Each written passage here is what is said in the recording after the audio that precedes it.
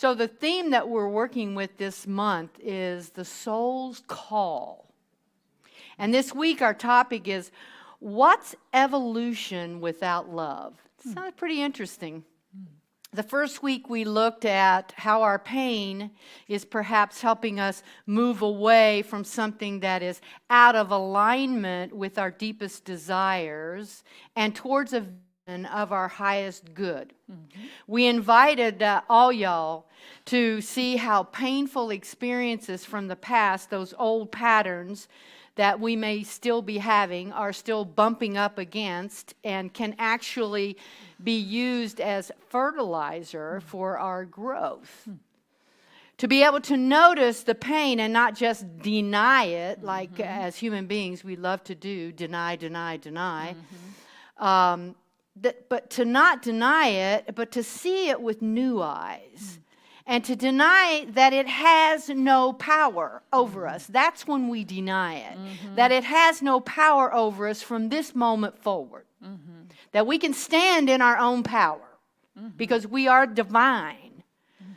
Last week we talked about that old thing that comes up so much, forgiveness. Oh yeah. Man, forgiveness.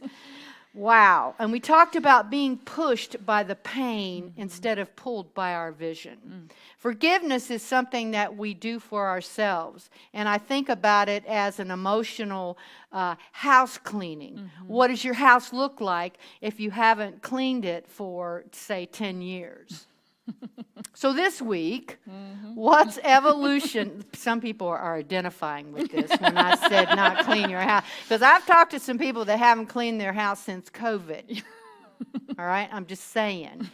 No judgment there. Just saying. So this week, what's evolution without love? Evolution is a spiritual path without love. Without love, evolution is a spiritual path of apathy, complacency, and lethargy. It is easy to talk the talk about love, but let's think about how challenging it is to love our neighbor as ourselves. Right. The evolutionary leap of this radical love calls us to reach out and love one another. This would make us the beloved community. And that's what I've always held in my heart for this community, that we are indeed the beloved community. So how would the world change if we were all coming from love? I believe that it would change indeed. But how would it change? So let's break it down. We are evolving in the physical world. Love is not a prerequisite to evolve. But what we're talking about here this morning is evolution on a spiritual path, a soul path, if you will. As John Lennon said, and Lauren read so beautifully, there are two basic motivating forces, fear and love.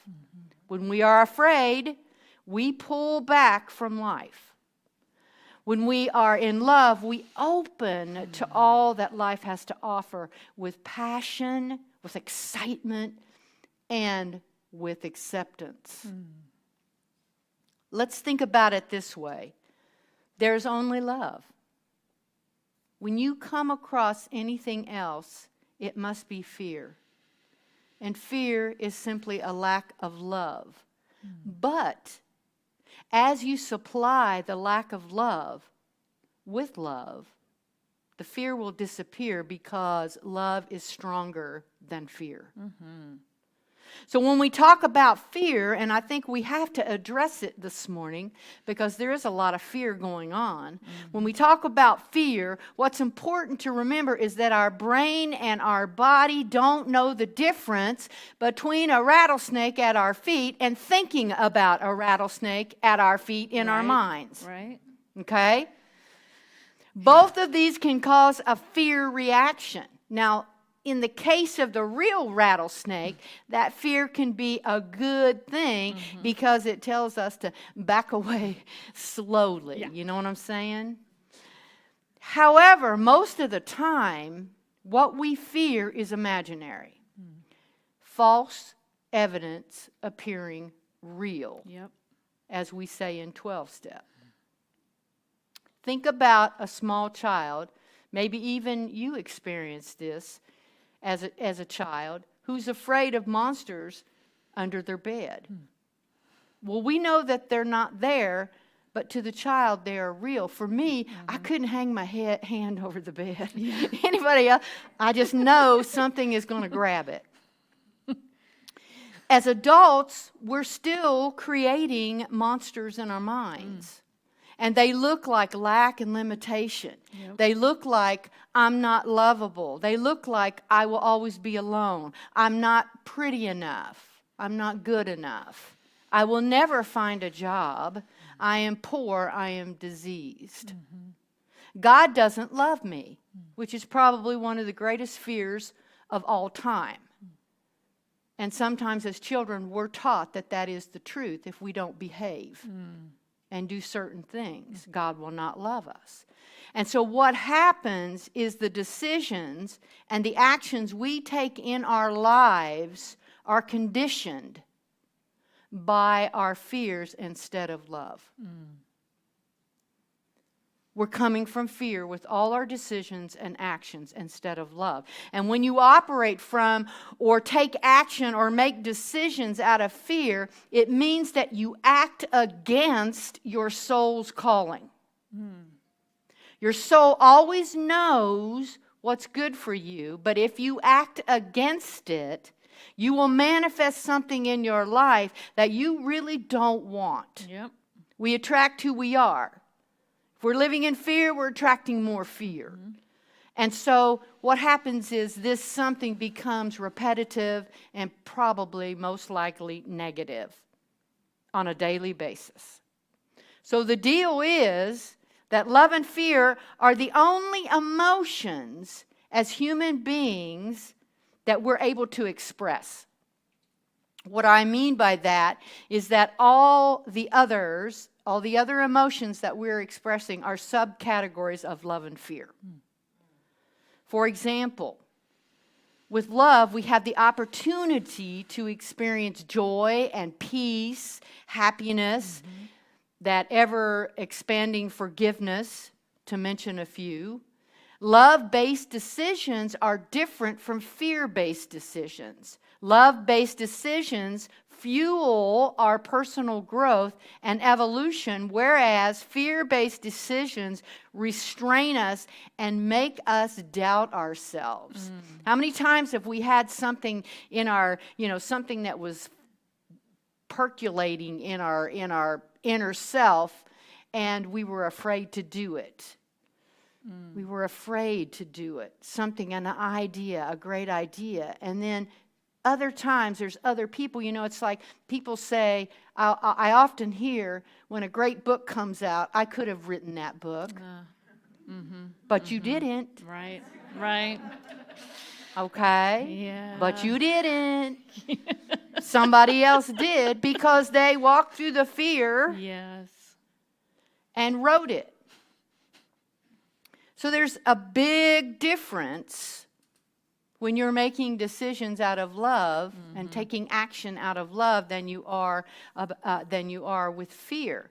There's a big difference between working because you're scared that the bills will be left unpaid, and I'm not dissing anybody who works and has to work, but there's a difference between working because you're scared that the bills will go unpaid and going to work because you are passionate about what you do. I can't wait to get there. I can't wait to see all the people at Ahava. I'm so excited to get there. I'm passionate about it. And my mic is popping because I'm so passionate. And enunciating with passion. passion. I'm enunciating with passion. See? Passion is related to compassion, by the way. Okay. So there's a big difference between forcing yourself to do something and getting inspiration to do something. And these two kinds of actions produce completely different results. Love-based actions include forgiving someone, believing in someone. I believe in you. I believe in you, and I'm going to support you in your endeavors. Helping others. We have people here who are volunteers, and we couldn't do this without them. Because they care about this community. You know, so it's caring. Not because you have to, but because you want to. How about cheering someone up? Because you want to, because you care. All the actions that you take out of inspiration, joy, out of a loving heart, confidence, security, or peace are all love-based. Decisions and actions made from love tend to make us all happy and secure. You know, love's an interesting thing, especially when it's human love, because I'm getting this download right now. So bear with me. All right. So you have this human love. Have you ever experienced or seen two people that just fallen in love? I mean, they don't eat. You know what I'm saying? All they care about is loving one another. And then a year later, they're, I love you, now change. Of course, you know what I'm saying? But love will see you through, right? Right? So decisions and actions from love tend to make you happy and feel secure. They give you faith in the universe and help you to know that the universe has always been and always will be for you and never against you.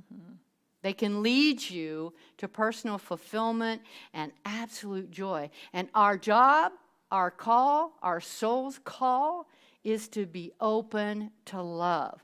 So how in the world do we still remain, with everything that's going on in the world and in our own homes, how do we remain open to love? All right. Well, you ready?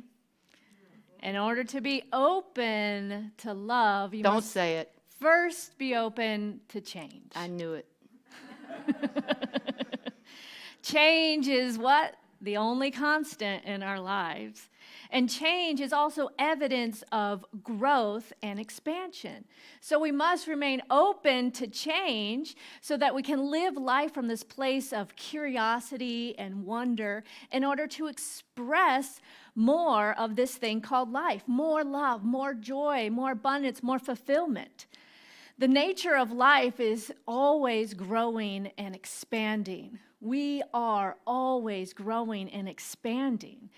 And change in a more global sense, or kind of change on these big societal levels, often are initiated when someone is tuned in and tapped into that source energy and gets an idea for something that can perhaps make something easier for us, or something that we could do better, or an idea to perhaps honor something. So as we listen and stay tuned in and connected to the source of life that we are and being guided by love, we are open to see that things must change. Not only must we change, but as we grow individually, there are things in our world that we then see differently and have a new idea of how we can change and evolve as a society.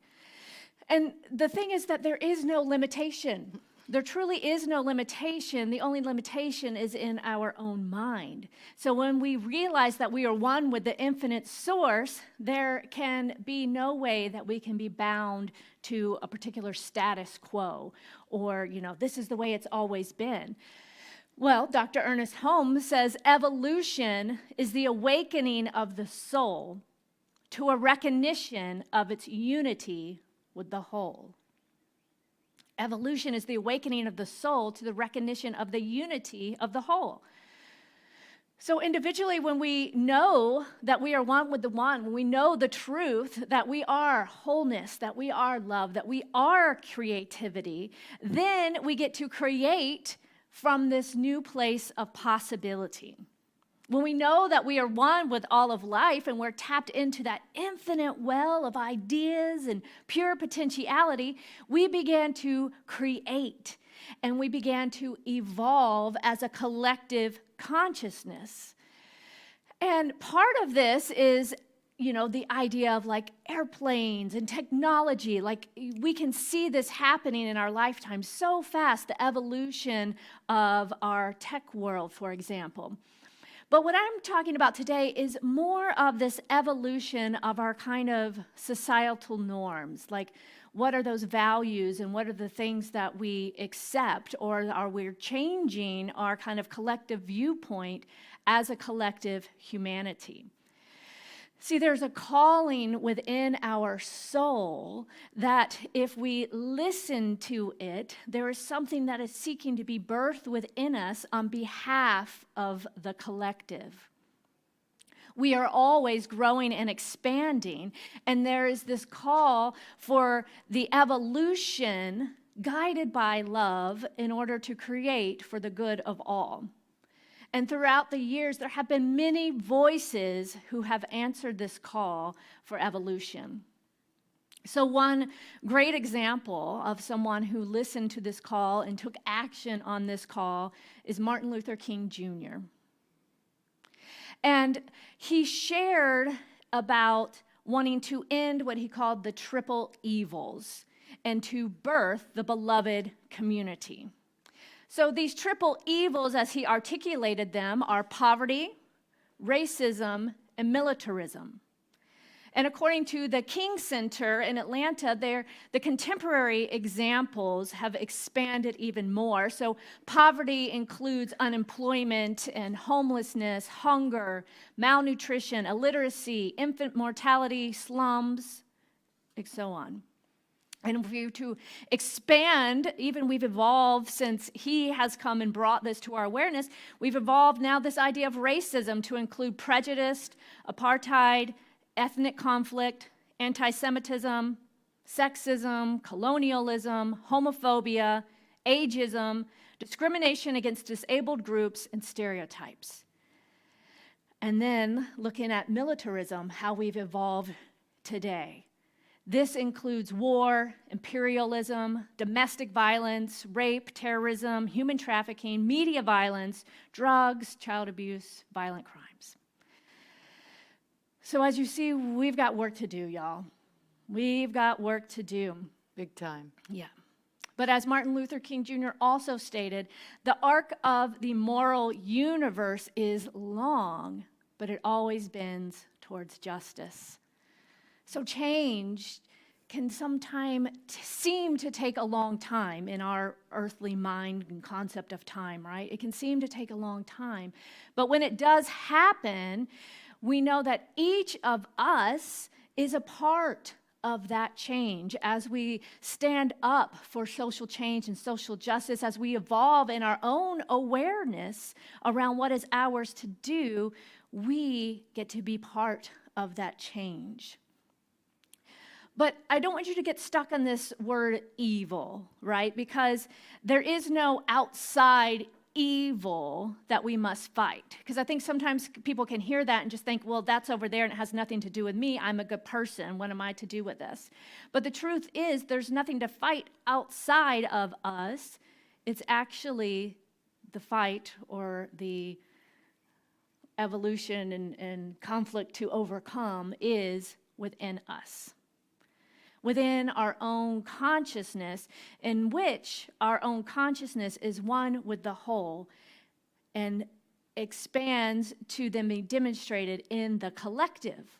So we must look at what thoughts we are entertaining about poverty and racism and militarism and take responsibility for our part in the soul's evolution of the collective. Asking the simple question, what is mine to do? And how can I come from love, not fear, when addressing these topics? That's a big one, right? We can see this, and it's so easy to get triggered into fear when we look at all the things in our world that are evolving and that, we desire to change. But how can we approach these topics from a place of love, not fear? So this reminds me of a story. Elder in the Cherokee indigenous people was teaching his grandson this lesson. And he said, to his grandson, "A fight is going on within me. It's a terrible fight between two wolves. One wolf represents anger and envy and regret and greed and arrogance and self-pity, guilt, resentment, inferiority, false pride, ego, superiority." And then he continued, "And the other wolf represents joy and love and peace and hope and serenity and humility, kindness, benevolence, empathy, generosity, compassion, truth, faith. The same fight that is going on within me is going on within you." And the grandson thought about that for a moment, and then he asked his grandfather, "Well, which wolf will win?" And the Cherokee elder simply replied, "The one you feed. The one you feed." So what wolf are you feeding within your own mind?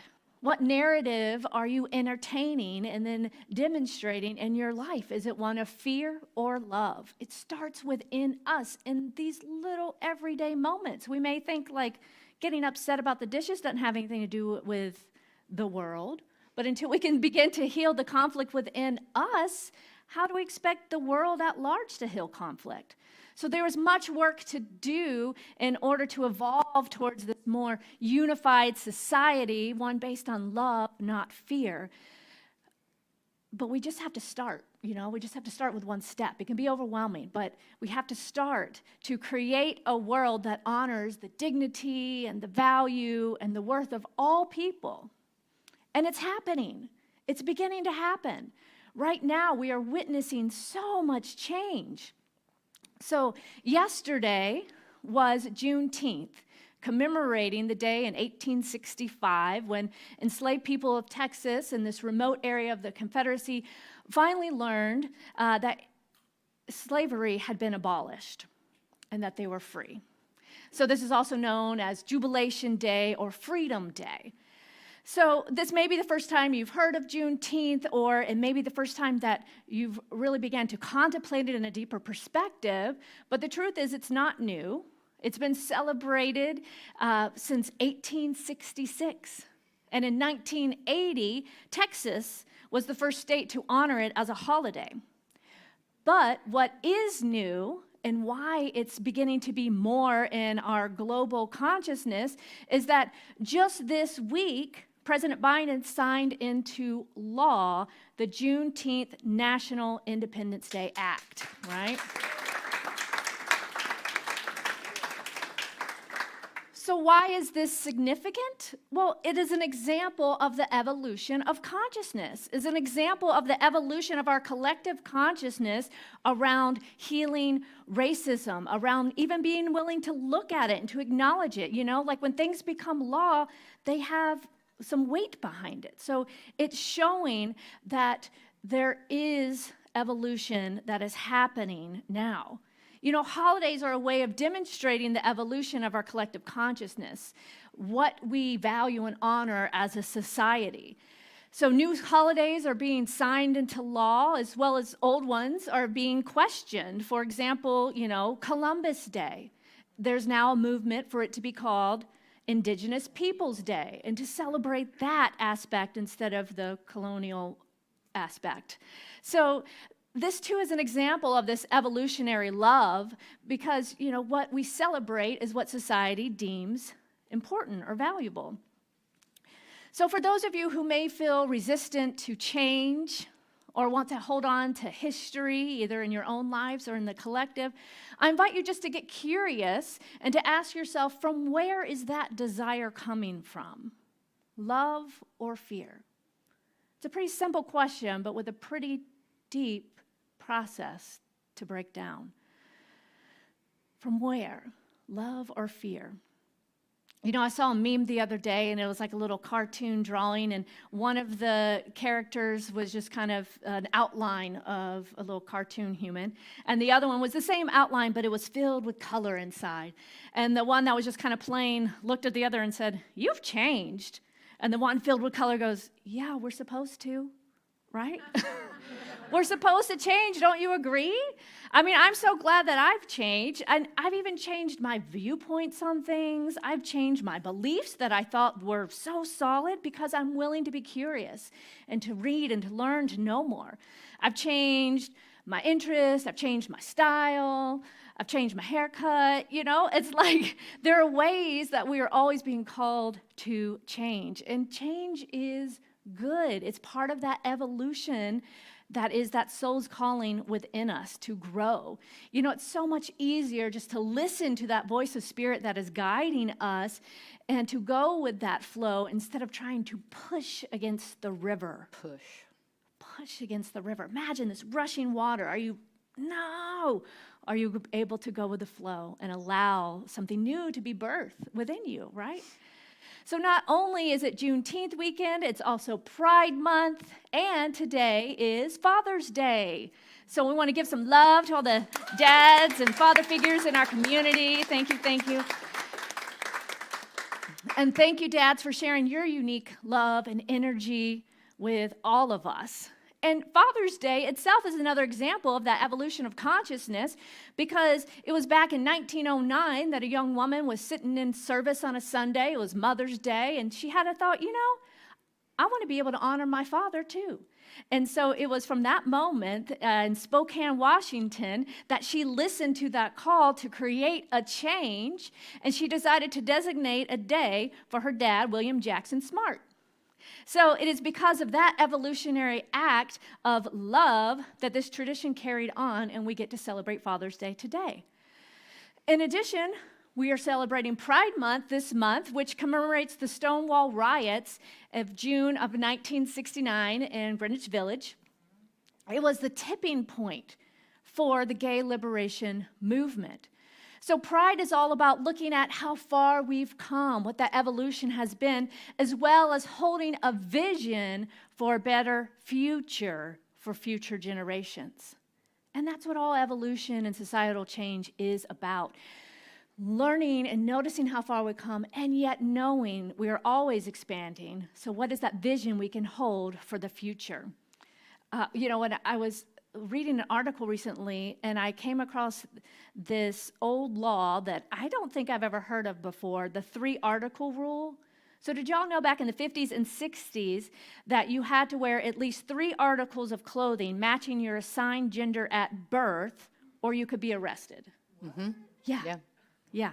And this was in New York City and many major cities of the time. So you can see how far we've come, and yet there's still discrimination happening around transgender bathrooms and various things and sports teams. So it's like we look at where we've come, but we've got work to do, right? And that seems so absurd to us. I like to imagine in another 20 years, what we're doing today seems so absurd, right? Yes, Yeah. Absolutely. Yeah. Absolutely. Yes. So when we tap into this idea of our soul's call and evolution, when we're guided by love, we get to be open to allow the full potential of humanity to be realized, to live fully, and get to express all the unique ways that we are here to be and to express in this world, and to get to create what is next, what is new, and be a part of that soul's evolution. So I was thinking about Stonewall and all of that, and also in New York, when if you were gay or lesbian and you went to a club, they used to have a person at the door, and they would watch for police officers, because they could come in, you would be up against the wall, and they would search you. And if you were dancing with your partner, you were arrested. So definitely come a long way. So I guess the question for everyone today is, from where are you creating? Just like you said, are you creating from love or from hate? What wolf are you feeding, really? And what are your guiding values and principles? And are you working towards being part of the beloved community as a demonstration of oneness? Yes. We talk about oneness so much, but are we working towards that as a beloved community? And if you're not sure, take a look at where you spend your time and your money. That will clue you in immediately to what you value in your life. And maybe there's an opportunity for some of us or all of us to make conscious shifts when we take a look at where we're spending our time and our money. That's an opportunity, just like being pushed by pain or pulled by vision, Yes. to make a conscious decision out of love of, I am the I am, so where do I want to spend my time and my money? Yes. And to listen to that deep calling of your soul to determine what is guiding you as well. Are we creating, all of us, from the love of humanity and equality, equity, or fear and lack? So I'm going to invite everyone, before you make any decisions or take any actions this week, just ask yourself this. Is this action or decision based on love or fear? Shall we go into prayer? Let's do it. All right. So I'm just going to take a nice deep breath, stepping into that place, that space where I know there is only one source of all. It is this well or temple of my soul where I lie open to the infinite. And it is from that place of love, that I declare and know and speak this word, knowing that this source that I speak of, this one power and presence, is simply that which is changeless, yet ever changing and moving and creating and demonstrating and working in and through each and every living soul. I know this power and this presence as love and more love. I know it as prosperity and abundance. I know it as creativity, as change, as all of these things. I know it as the power and the presence and the order. And it is the same order that is the order of the stars and the moon and the planets and the power of the universe, that same power living itself as each and every person within the sound of my voice. And so I know as I speak this word for this community that I call the beloved community, that we are now stepping into without hesitation or delay, without impediment, stepping into that love, not only that we are, but the love that this community is. And that when we step into this love, the action that we are taking, the decisions that we are making are from love. And so I know right here and right now that everything is unfolding through and as that love, in complete and divine order, for there's nothing but the divine. And so everything is unfolding, not only for this community, but I declare and anchor in and stand in the power and the presence that everything is unfolding in each individual life through this same order, through this same love, through this same oneness, through this same equality, through this same. No matter what it may look like in the present moment, that the higher consciousness is being called forth, is being birthed in this moment, and nothing can stop it. But we can support it. And so I stand in that power of support and love, knowing that we are here to stand in the midst of change and support change through love. As a community, as an individual, as love itself, which birthed us all. As I pass my prayer to Reverend Rainbow. So I just take a deep breath of love and gratitude. So grateful to know that this divine order is happening right here, right now. That love is here now, unfolding as my life, as the life of each and every one of us. So grateful to be open, to be used by Spirit, to know what is mine to do, to be a part of the soul's evolution, for that moral arc of justice. Knowing that change is happening now, transformation is happening now, healing is happening now, love is revealed now. So I just take a breath as I speak this word of gratitude. So grateful for this beloved community to come and to be reminded of the truth of who I am and who I am here to be and who I am becoming and what is mine to do. So grateful for this moment to remember that there is a calling, a stirring within my soul for this greater evolution of our collective consciousness. So it is with love and gratitude that I say yes. I say yes to this, Yes. and I answer this Yes. call. Yes. As I know the universe and the law always says yes in response. Yes, yes, yes, my beloved. It is done. It is happening now. And so it is. So it is.